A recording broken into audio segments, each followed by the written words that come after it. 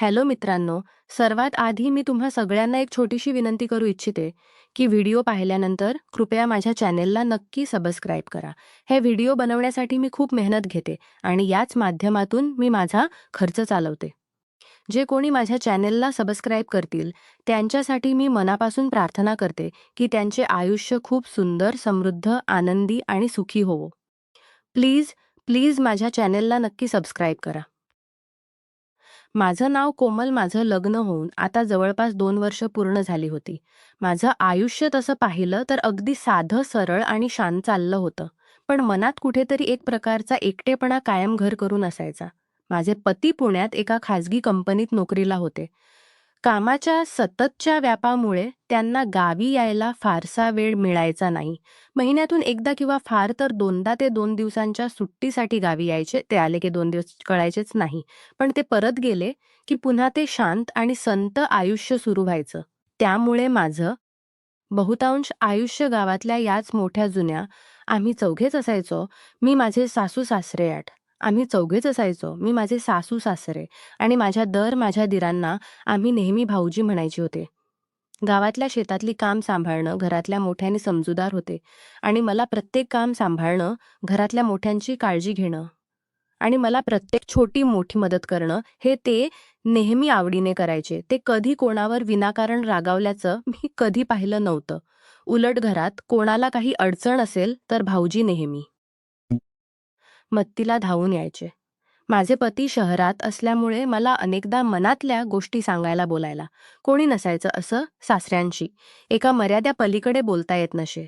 अशा वेळी भाऊजीच एकमेव असे व्यक्ती होते जे माझ्या मनातली अस्वस्थता न बोलताही समजून घ्यायचे. ते नेहमी मला भावजाईपेक्षा एक माझी काळजी घ्यायचे दिवस नेहमीसारखे जात होते आणि माझी काळजी घ्यायचे दिवस नेहमीसारखे जात होते. पण एका शुक्रबळी पसल गावातल्या काही भाविक महिला आणि पुरुषांसोबत माझे सासू-सासरे पंढरपूरला वारसाठी निघून गेले होते. 4-5 दिवसांचा हा प्रवास होता. पती पुण्यात नोकरीला आणि सासू-सासरे वारीला गेल्यामुळे आता घरात फक्त मी आणि भाऊजी दोघेच उरलो होतो. खरं तर असं पहिल्यांदाच घडत होतं, की सासू-सासरे दोघेही घरी नव्हते आणि आम्ही दोघेच एवढ्या मोठ्या जुन्या घरात होतो. त्यामुळे माझ्या मनात थोडी अनामिक धगधग होती. पण भाऊजींचा चांगला आणि समजूतदार स्वभाव मला माहीत असल्यामुळे एक प्रकारचा पूर्ण विश्वासही होता. त्या दिवशी दुपारपासूनच हवामानात अचानक बदल झाला होता. दुपारचे 3-4 वाजले असतील. काळेकुट्ट ढग जमा झाले होते आणि वाऱ्याचा वेग हळूहळू वाढत होता. झाडांची पाने वाऱ्याने वेगाने आरत होती. संध्याकाळ होत होता, पोसलदार पावसाले आरत होती. संध्याकाळ होत होता, पोसलदार पावसाला सुरुवात झाली. कौलांवर अशा मुसळधार आवाज संपूर्ण परिसरात गुंजू लागला. गावात अशा मुसळधार पावसात लाईट जाण ही फार सामान्य गोष्ट होती आणि अपेक्षाप्रमाणेच घडलं. रात्रीच्या 7-7:30 वाजता अचानक बाहेर शेतात मोठी वीज कडाडली आणि पूर्ण गावातली लाईट निघून गेली. क्षणार्धात सवर्त गडद आणि गाढ अंधार पसरला. मला लहानपणीपासूनच अंधाराची आणि विजांची कडकडाची प्रचंड भीती वाटायची. जेव्हा जेव्हा वीज कडकडायची तेव्हा माझं हृदय वेगाने धडधडायचं लाईट गेल्यानंतर. मी स्वयंपाकघरात मेणबत्ती किंवा दिवा शोधण्यासाठी हाताने चाच पडत होते. घरात इतका अंधार होता की समोरच काहीच दिसत नव्हतं. मी कपाटाजवळ पोहोचलो आणि वरच्या बाहेर कप्प्यात मेणबत्ती शोधू लागलो. विषडली. तो आवाज इतका भयानक आणि तीव्र होता की संपूर्ण घर हादरल्यासारखं वाटलं. खिडक्यांच्या तावदाने वाजली. आई गं, माझ्या तोंडून प्रचंड घाबरून किंचाळी निघाली. माझ्या हातात लागलेली काढ्याची पेटी आणि माझे पाय थरथर कापू लागले. शरीरात पाय थरथर कापू लागले. आणि मी तसे स्वयंपाक घराच्या एका कोपऱ्यात खांबाला टेकून खाली बसले. मी दोन्ही हातांनी डोळे घट्ट मिटून घेतले आणि माझं हृदय एखाद्या घड्याळासारखं वेगाने धडधडत होता. बाहेर पावसाचा जोर अजूनही वाढत होता आणि विजांचा लखलकाट खिडकीतून आत येत होता. तितक्या हॉलमधून घाईघाईने कोणाची तरी येण्याची चाहल लागली. कोमल, अग कोमल, काय झालं भाऊजींचा काळजीने? भरलेला आवाज माझ्या कानावर पडला. त्यांच्या हातात टॉर्च होता. टॉर्चचा तो पिवळसर प्रकाश थेट माझ्या चेहऱ्यावर पडला. मला इतक घाबरलेला आणि कोपऱ्यात खांबाला टेकून बसलेल्या अवस्थेत पाहून ते लगेचच माझ्याजवळ धावत आले. त्यांनी हातातला टॉर्च बाजूला टेबलावर अशा प्रकारे ठेवला जेणेकरून त्याचा प्रकाश संपूर्ण स्वयंपाकघरात पसरेल आणि अंधार थोडा कमी होईल. त्यांनी माझ्याकडे पाहिले. माझ्या चेहऱ्यावरची भीती पाहून त्यांना माझी खूप काळजी वाटली. ते लगेच माझ्यासमोर खाली उडग्यावर बसले. "घाबरू नकोस कुमल, काही नाही झालं. बाहेर शेतात कुठेतरी वीज पडली. बहुधा म्हणून एवढा मोठा आवाज झाला. तू शांत हो, मी आहे ना." इथे भाऊजी अत्यंत शांतमऊ आणि आश्वासक आवाजात म्हणाले. त्यांच्या या शब्दांमुळे माझ्या घाबरलेल्या मनाला थोडासा धीर मिळाला. पण बाहेर चालू असलेला तो पावसाचा तांडव आणि घरातला अंधार अजूनही मला भीतीच्या सावटाखाली ठेवत होता. भाऊजींनी मला धीर देण्यासाठी आपला हात पुढे केला. घरात आला. त्या अंधाऱ्या रात्री त्या प्रचंडात भाऊजींची उपस्थिती माझ्यासाठी एका मोठ्या छतासारखी आणि आधारासारखी ठरली होती. स्वयंपाकघरात दिव्यांचा मंद आणि पिवळसर प्रकाश. भाऊजी माझ्यासमोर गुडघ्यावर बसले होते. बाहेर मुसळधार पाऊस थांबण्याच नाव घेत नव्हता. विजांचा कडकडाट, अधूनमधून कौलारोड आत घुमत होता. पण भाऊजींची ती शांत आश्वासक उपस्थिती मला एक वेगळाच धीर देत होते. त्यांनी अत्यंत हळवारपणे माझा थरथरणारा हात आपल्या हातात घेतला. भाऊजीचाही तो स्पर्श खूप उबदार, सुरक्षित दारात देणार होता आणि मनाला शांत जाणार होता. गेल्या कित्येक महिन्यात किंवा कदाचित वर्षात मला असा मानसिक आधार अनुभवता आला नव्हता. माझे पती जेव्हा जेव्हा गावी यायचे तेव्हा ते नेहमी कामाच्या चिंतेत किंवा माझ्या मनाची अस्वस्थता काय आहे, मला काय वाटतं हे जाणून घेण्याचा त्यांनी कधीच प्रयत्न केला नव्हता. पण आज भाऊजींच्या या साध्या स्पर्शात आणि काळजीयुक्त नजरेत एक वेगळाच विश्वास जाणवत होता. बाबा म्हणजेच भाऊजी, खूप मोठा आवाज झाला बाहेर. मला अंधाराची आणि या विजांच्या लहानपणापासूनच खूप भीती वाटते. मी चाचरत कापडे. आणि थरथरत पाण्याची धार उभी राहिली. "वेडे, एवढी कसली घाबरतेस? मी घरात असताना तुला काही होऊ देईन का?" भाऊजी अत्यंत प्रमळपणे म्हणाले. त्यांनी हळूच आपल्या हाताने माझ्या कपाळावर आलेला भीतीचा घाम पुसला. त्यांच्या साधेपणा माझ्याबद्दलची आपुलकी आणि ही काळजी पाहून माझं मन आतून गदलून आलं. त्यांनी मला हळूच हाताला धरून उठवलं. "चल, इथे स्वयंपाकघरात लाईट नसल्यामुळे खूप कोंदट आणि भीतीदायक वाटतंय. आपण बाहेर ओसरीत जाऊया आणि बसूया. तिथे छान मोकळी हवा येते आणि कंदील लावून बसलो की प्रसन्न वाटेल." मी काही न बोलता फक्त मान हलवली आणि भाऊजींच्या मागे हळुवार पावलांनी उसीकडे आले. भाऊजींनी उसीत असलेला जुना कंदील पेटवला. दिव्यांच्या त्या मंद पिवळसर आणि उद्धार प्रकाशात संपूर्ण उसळून निघाली होती. कौलांवरून पावसाचे पाण्याचे थेंब खाली पडत होते आणि त्याचा एक सुंदर लयबद्ध आवाज येत होता. तो आवाज ऐकायला खूप छान वाटत होता. भाऊजींनी मला उसळीतल्या लाकडी सोप्यावर बसवलं आणि स्वतःचा जाऊन माझ्यासाठी तांब्यावर पिण्याचं पाणी आणलं. त्यांनी पाण्याचा पेल माझ्या हातात दिला. मी पाणी प्यायले आणि तांब्या बाजूला टीपवर ठेवला. भाऊजी माझ्या शेजारी सोप्यावर थोडे अंतर ठेवून बसले. त्यांनी माझ्या पाठीवरून मायेने हळूच हात फिरवला. तो स्पर्श केवळ एका धीराच्या आपल्या भावजवीला दिलेला धीर नव्हता, तर त्यात एक खूप खोल भावनिक जोड होती. एका एकट्या पडलेल्या माणसाला दुसऱ्या माणसाकडून मिळणारा तो अथांग मानसिक आधार होता. "तुला एक सांगू कोमल," भाऊजी बाहेर पडणाऱ्या पावसाच्या धाराकडे पाहत हळुवार आणि गंभीर आवाजात म्हणाले. "हो भाऊजी, बोला ना. मी 2 वर्षापूर्वी लग्न होऊन या घरात आलीस आणि या घराच रूपच बदलून गेलं. तू सर्वांची मनापासून काळजी घेतेस, सर्वांची हट्ट पुरवतेस.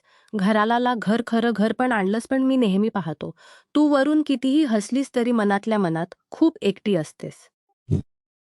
तुझा तो एकटेपणा, तुझ्या डोळ्यात ती उदास मला स्पष्ट दिसते." भाऊजींनी अत्यंत संदिलशील नजरेत माझ्याकडे पाहत विचारले. त्यांचे हे बोलणे ऐकून माझ्या काळजात काहीतरी तुटल्यासारखं झालं. जे शब्द माझ्या स्वतःच्या पतीच्या तोंडून ऐकायची मला आस होती, जे माझे सर्वात जवळचे असायला हवे होते, त्यांनीही माझ्या मनातला हा एकटेपणा कधी ओळखला नव्हता. पण या माणसांचे माझे दीर होते. त्यांनी माझ्या न बोललेल्या भावना, माझं दुःख इतक्या अचूकपणे ओळखलं होतं. माझ्या डोळ्यातून अश्रू घळघळ वाहू लागले. "भाऊजी," एवढंच माझ्या तोंडून निघालं आणि मला का आवरेना भाऊजींनी अजिबात वेळ न घालवता मला जवळ घेतलं. मी नकळत त्यांच्या खांद्यावर डोके ठेवून शांतपणे रडू लागले. त्यांनी माझ्या वाटेवर हात ठेवून मला सावरले आणि माझ्या डोक्यावरून मायेने हात फिरवला. "रडू नकोस कोमल, मी आहे ना झोपेताला. एकट पडू देणार नाही आणि तुला पोरक समजायची गरज नाही. तुझ्या प्रत्येक सुखाची आणि कुखाची काळजी मी घेईन. तुझा हा भाऊजी नेहमी तुझ्या पाठीशी खंबीरपणे उभा राहील." भाऊजींचा आवाज अगदी हृदयाच्या कोपऱ्यातून येत होता बाहेर पावसाचा जोर अजूनच वाढला होता. विजांचा कडकडाट अधूनमधून चालूच होता. पण आता मला त्या अंधाराची किंवा विजांची आवाजाची अजिबात भीती वाटत नव्हती. भाऊजींच्या त्या उपदार आणि आधाराच्या स्पर्शात मला एक वेगळी शांत आणि सुरक्षितता आणि समाधान जाणवत होत. त्या शांत पावसाळी रात्री एकांता क्षणात माझ्या आणि भाऊजींच्या नात्यात एक नवा, अत्यंत भावनिक समज आणि नाजूक बंध निर्माण झाला होता. त्या बंधाने माझ्या मनातील वर्षानुवर्षाचा एकटपणा क्षणात पुसून टाकला होता. त्या पावसाळी रात्रीनंतर दुसऱ्या दिवशी सकाळी जेव्हा माझे डोळे उघडले तेव्हा बाहेरच्या वातावरणात एक वेगळाच ताजेपणा पसरला होता. रात्रभर पडलेल्या मुसळधार पावसामुळे हवेत छान गारवा आणि मातीचा सुगंध बस भरून आला होता. मी अंतरणावरून उठले, पण का रात्रीला घडलेला प्रत्येक क्षण माझ्या डोळ्यांसमोर एखाद्या चित्रपटासारखा स्पष्ट फिरत होता. विजांचा तो भयानक कडकडाट, माझी ती भीती आणि भाऊजीच्या अगदी वेळेवर येऊन दिलेला तोच उपदार, सुरक्षित देणारा मायाचा स्पर्श, या सगळ्याचा माझ्या मनावर खूप खोल प्रभाव पडला होता. मी नेहमीप्रमाणे सकाळी लवकर उठून आवरावरी केली, हातपाय धुवून स्वयंपाकघरात गेले आणि भाऊजीसाठी गरमागरम चहा बनवायला घेतला. चहाचा तो छान सुगंध संपूर्ण स्वयंपाकघरात आणि ओसरीमध्ये पसरला होता. मी चहाच्या कापामध्ये ओतला आणि हळुवार पावलाने ओसरीच्या दिशेने निघाले. भाऊजी ओसरीतल्या काकडे खुर्चीवर शांतपणे वर्तमानपत्र वाचत होते. त्यांच्या चेहऱ्यावर एक वेगळा शांत आणि प्रसन्न भाव होता. भाऊजी, चहा घ्या. मी चहाचा कप त्यांच्यापुढे एटीवर ठेवता ठेवता हलक्या आवाजात म्हणाले. भाऊजींनी वर्तमानपत्र बाजूला ठेवले आणि माझ्याकडे पाहिलं. त्यांच्या डोळ्यात कालच्या रात्रीसारखीच एक वेगळी काळजी आणि आपुलकी स्पष्ट दिसत होती. कोमल, काल रात्री नीट झोप लागली नाही ना? तुला पुन्हा वीज कळल्यावर भीती तर नाही ना वाटली? त्यांनी अत्यंत अस्तेने आणि प्रेमाने विचारले. मी थोडी अजून खाली मान घातली आणि गालातल्या गालात हसत उत्तर दिले, नाही भाऊजी, तुम्ही सोबत होत ना, त्यामुळे मला नंतर अजिबात भीती वाटली नाही. उलट खूप दिवसांनी कालची झोप लागली. भाऊजींनी माझ्याकडे काही क्षण पाहिले.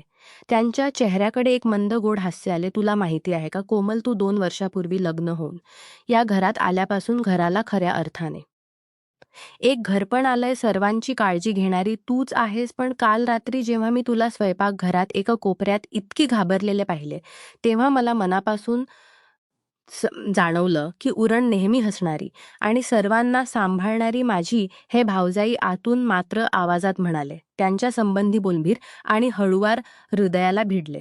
माझे पती पुण्यात राहून स्वतःच्याच कामात व्यस्त असायचे, पण या माणसाला माझ्या भावनांची इतकी अचूक जाणीव होती. मी काही न बोलता शांत उभी राहिले. ये इथे बस ना. भाऊजींनी शेजारच्या सोप्यावर इशारा केला. मी भाऊजींच्या शेजारी सोप्यावर बसले. आमच्यात फारसा अंतर नव्हतं. तुझा हा एकटेपणा मी खूप चांगल्या प्रकारे समजू शकतो. कोमल, भाऊ पुण्यात असतात. कामाच्या प्रचंड व्यापारात ते तुला पुरेसा वेळ देऊ शकत नाहीत. सासू सासऱ्यांच्या आपापल्या वयाच्या गोष्टी असतात. पण मोकळं बोलायला, तुझ्या मनातील भावना मांडायला, मन मोकळं बोलायला कोणीतरी हक्काचा माणूस हवं असत ना. भाऊजीने माझ्या हाताजवळ हळूच आपला हात ठेवला. त्यांचा तो स्पर्श कालच्या रात्रीसारखाच उबदार आणि विश्वास देणारा होता. पण आज त्या स्पर्शात केवळ भीती घालवणारा धीर नव्हता, तर एक वेगळं भावनिक नातं आणि सुसंवाद जाणवत होता.